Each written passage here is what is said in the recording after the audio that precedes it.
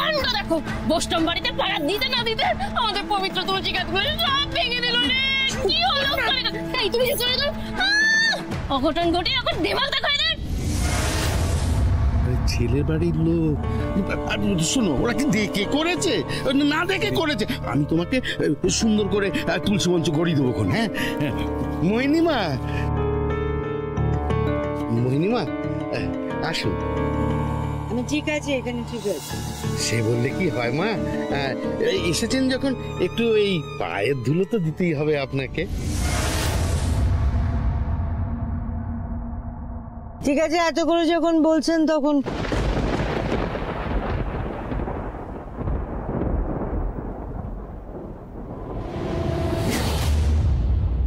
এ বাবা, জুতোটা পড়ে গেল।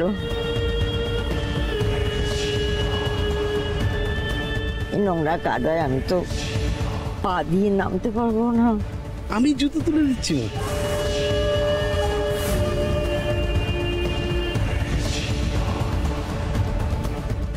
এইটাই তো চেয়েছিলাম আমি। মেয়ে যতদিন আমার ঘাড়ে চেপে থাকবে ততদিন আমার জুতোর তলায় থাকবে তোদের প্রাণ পাখিগুলো।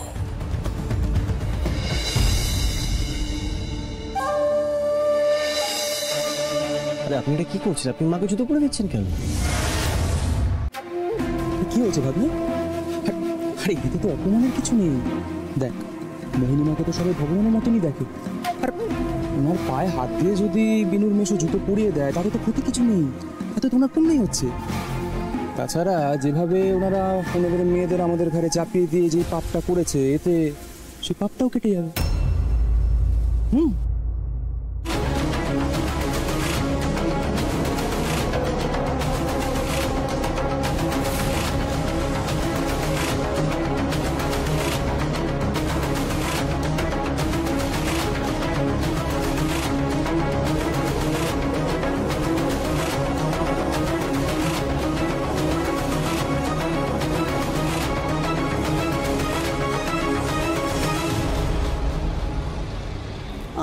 আরে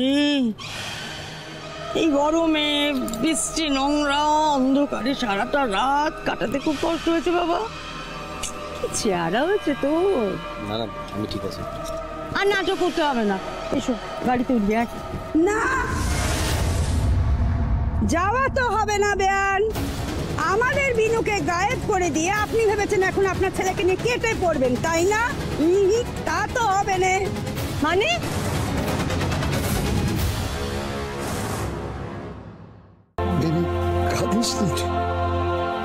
একটা কথা শুনে রাখ, যে কৃষ্ণ বৃন্দাবনে সেই কৃষ্ণই তো মথুরায়। তিনি সব সময় তোর সাথে আছেন। কিন্তু বিনু, তুই এখন কেন এখানে এসেছিস?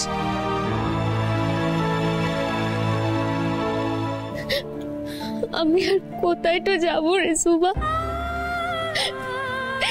যে অনিশ্চিত পথের পানে আমি পাটও বাড়াইছি,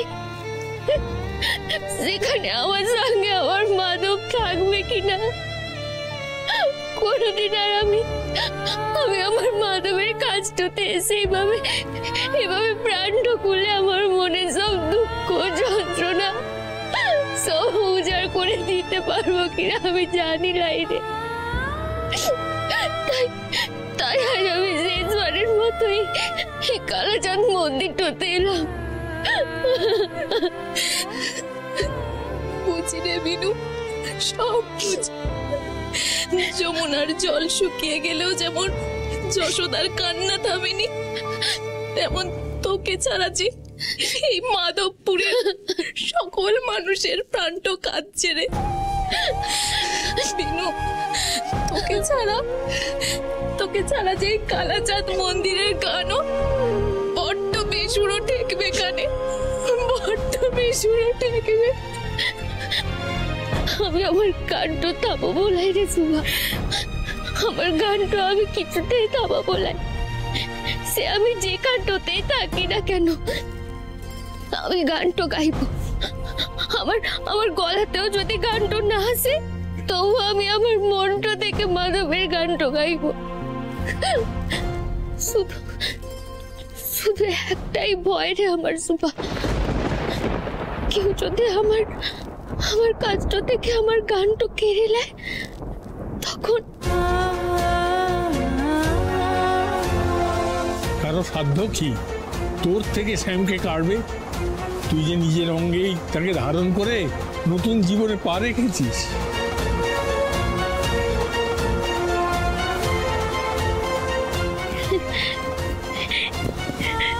সত্যি তো শ্যামের রংটা যে আমার অঙ্গটাতেই রয়েছে। আমি শ্যামরে ছাড়তে চাইলেও সে আমাকে ছাড়বে লাই। বলো বিনুমা, কি কথা জানিস তো, যে সয় শ্যামরাই তার সাথেই রয়।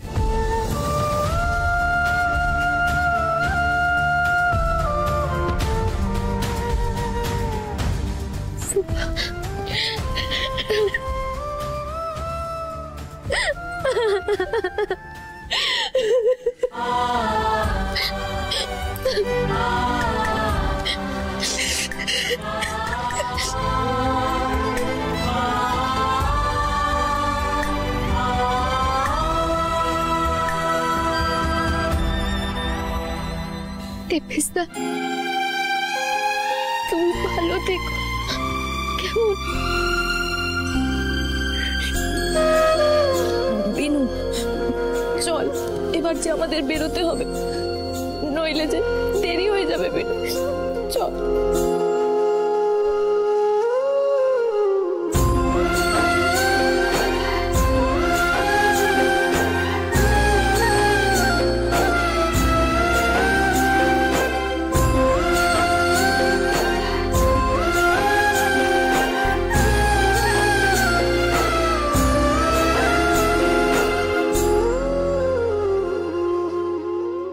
আমার বিনুকে যদি খুঁজে পাওয়া না যায় তাহলে কিন্তু ভালো হবে না, এই আমি বলে রাখলুম।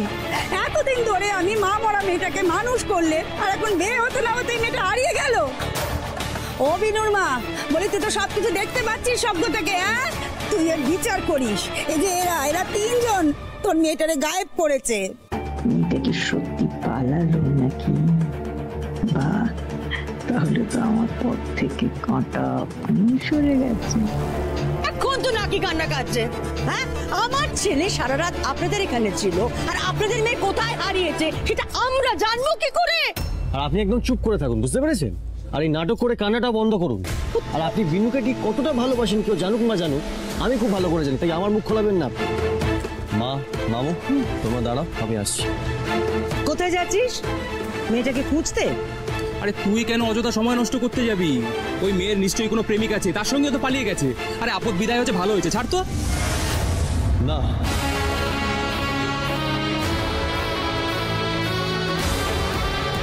বিনু পালাইনি।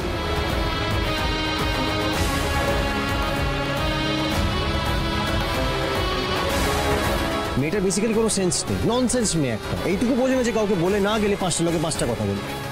এনিওয়েজ, তোমরা দাঁড়াও, আমি আসছি।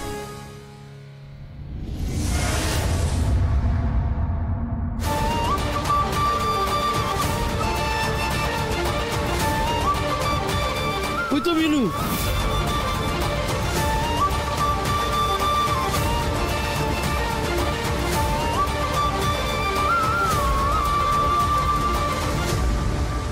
ও বিনুমা, তুই কোথায় গেছিলি? সবাই চিন্তা করছিল যে। আসলে কালাচাঁদের মন্দিরটাতে গেছিলাম শেষবারের মতো প্রণামটা করে আসতে। যাক, তাহলে অশিক্ষিত মূর্খ লোকগুলো অন্তত বুঝেছে যে ওদের মেয়ের কোনো ক্ষতি আমরা অন্তত করিনি। আরে ছাড়ো তো দিদি এদের কথা, এদের সঙ্গে মুখ লাগাও কেন তুমি? নিজেদের বাড়ির মেয়েদের তো সহবাদ শেখায়নি, খালি কোমরে হাত দিয়ে ঝগড়া করতে জানে, আর কিছু জানে না। আরে এদেরকে আমি খুব ভালো করে চিনি। আজকে তোমাকে পেয়েছে তাই তোমার ওপর আঙুল তুলেছে। এরপর এই যে বাড়ির ছোট মেয়েটা আছে, একে কারো ঘাড়ে চাপানোর জন্য তার ওপর আঙুল তুলবে। এদেরকে খুব ভালো করে চেনা আছে আমার। ও বাবা, এ তো দেখছি বাসের চেয়ে কঞ্চির দর বেশি, হ্যাঁ? মায়ের চেয়ে মামার দরদ বেশি না? দেখ পুরি, দেখ তোর জন্য এদের কাছে আমাদের কেমন ট্যাকস ট্যাকস কথা শুনতে হচ্ছে। দেখ, আমি কিন্তু এই সব উসুল করে ছাড়বো বলে নি। মহিমা, আমি এদের হয়ে ক্ষমা চাইছি মা। না মেসো, তুই ক্ষমাটা কেন চাইছো? আমি আমি তো কোনো দোষ তো করি নাই। ও মামা বাবু, হ্যাঁ আমরা গরিব মানুষ বটে, তবে শিক্ষা দীক্ষা আমাদের মধ্যে সবটুকু আছে গো। সে আমি এই বাড়িটা থেকে সব কিছু শিখেছি, সেই কারণে আজ আপনাদেরকে একান্ততে আমরা অসম্মান হতে দিলাই। বিয়ে কি কোনো দায়িত্ব তো নিলে সেটাকে কি করে পালন তো করতে হয় এই বাড়ির মানুষগুলো থেকে আমি শিখেছি গো।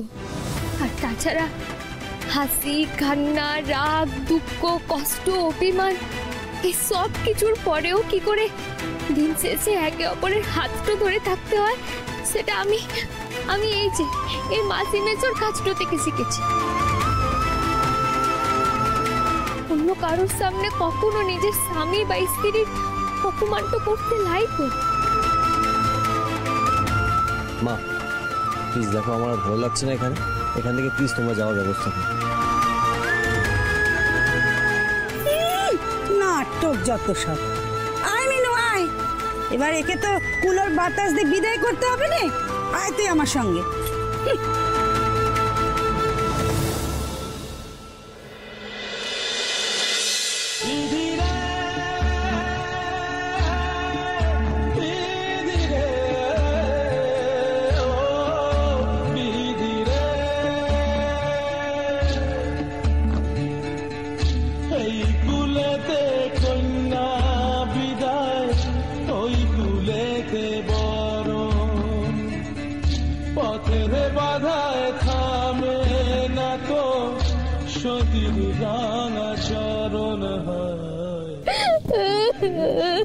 ওই দেখো বোকা মেয়ে, ভাবছিস কি নেই?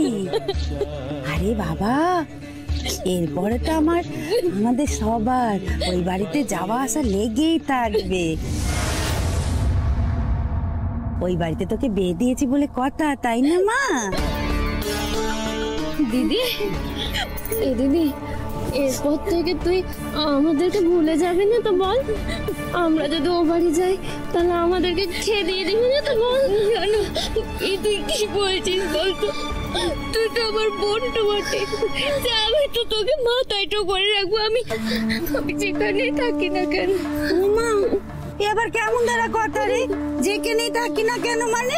হ্যাঁ আরে বাবা, আমি তো শুনেছি শহরে ওনাদের রাজ পেশাদ আছে। আরে ওখানে গিয়ে তো তুই রাজ রানী হয়ে থাকবি। কি বেয়ান, ঠিক বলেছি তো? আমি ঠিক বুঝতে পারছি না আপনাদের এই কনে বিদায় নাটকটা ঠিক কতক্ষণ অবধি চলবে। বাড়ি ফিরতে হবে তো, অনেকটা দূর যাবো।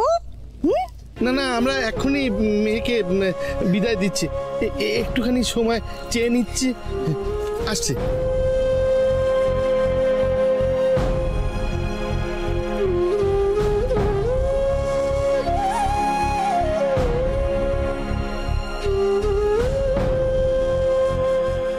থাক মা, প্রণাম করতে হবে না, সুখে থাকো, সুখী রও মা।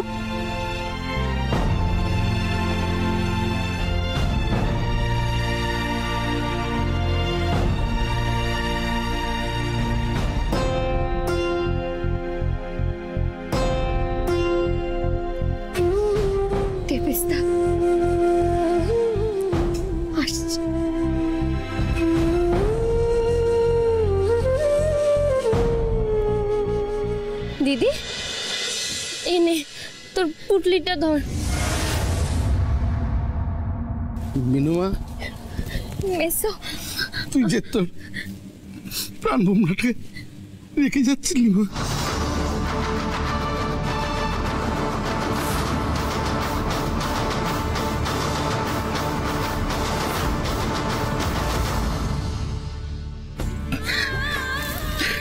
থাক,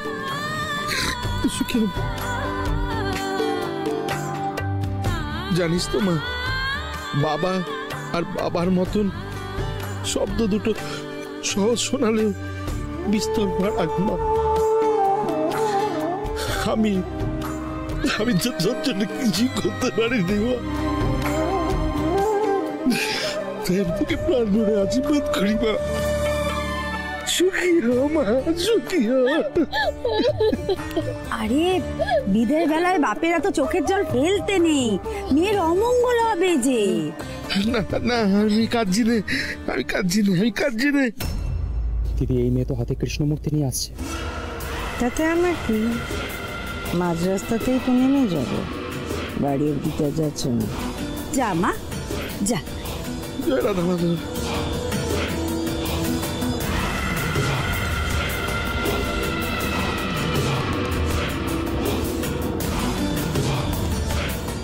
এই মেয়ে, তুমি কি গাড়ির পেছনে বসো, কৃষা দিদি সামনে বসবে। দিদি, আমি পরের গাড়িতে আসছি। আয় তাড়াতাড়ি আয় কৃষ্ণা, এসো।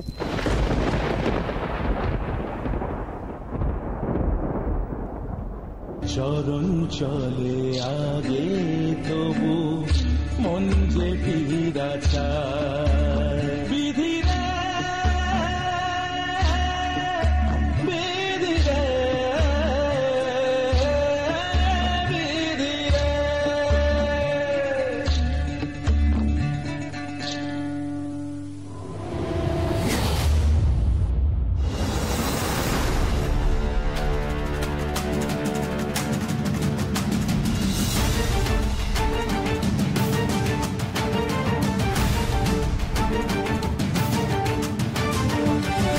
চলো কৃষ।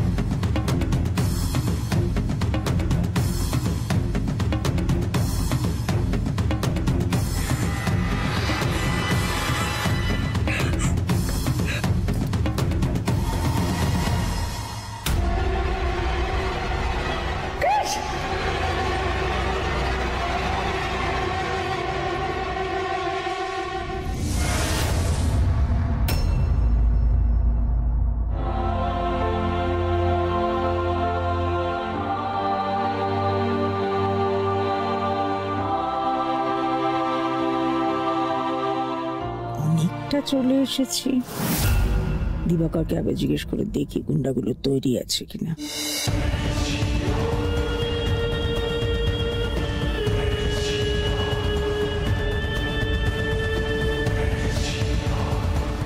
এইবার যদি কাজ হাসিল না করতে পারি তবে ভাই বলে আর রেয়াত করবো না।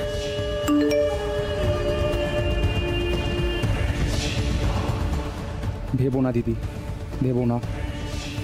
তুমি খালি মাঝপথে মেয়েটাকে গাড়ি থেকে নামিয়ে দিও, বাকি আমার ছেলেরা সামলে নেবে।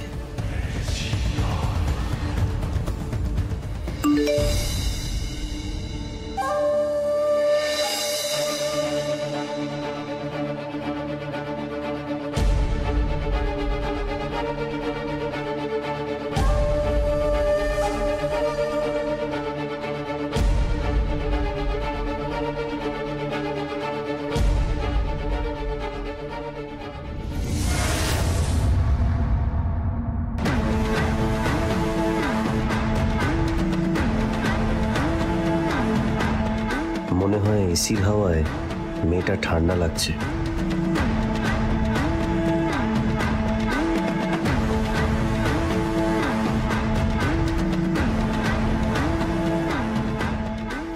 তো দেখছি মেয়েটার প্রতি দুর্বলতা কমে বাড়ছে, আর দেরি না হয়নি।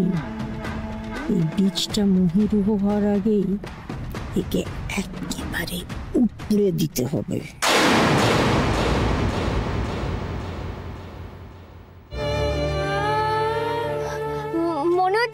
সে অনেকটা দূর আমরা চলে এসেছি। বলছি যে সৌরে বাবু, আপনি আমার এই কাণ্ডতেই লামিয়ে দিন। কিন্তু তুমি এখানে ত্রিশ, তাহলে গাড়িটা থামো। ঠিক আছে, তুমি এখানে নামো তাহলে।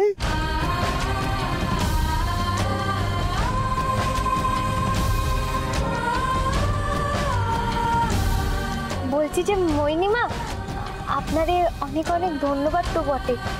আমার জন্য আপনাদের সবার সে অনেক হয়রানও তো হতে হয়েছে। ধন্যবাদ। হ্যাঁ, আর এত হয়রানির জন্য আমার মাপটো করে দেবেন।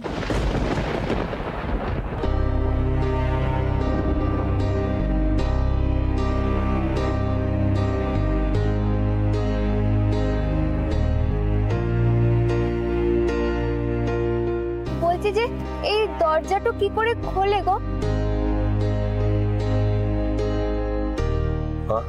আমি দেখছি।